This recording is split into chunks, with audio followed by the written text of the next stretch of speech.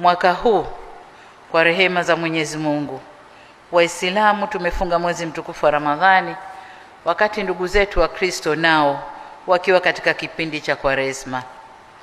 Hiki ni kipindi ambacho Mola wetu ametukadiria sote kwa pamoja, licha ya tofauti zetu za imani, tuielekeze mioyo yetu kwake, kuomba toba, salama ya nafsi zetu na ustawi wa nchi yetu na watu wake.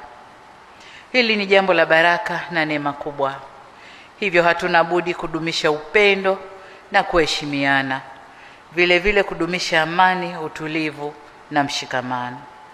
Tofauti zetu kiimani zijengewe daraja la kuimarisha udugu wa Watanzania na umoja wa taifa letu.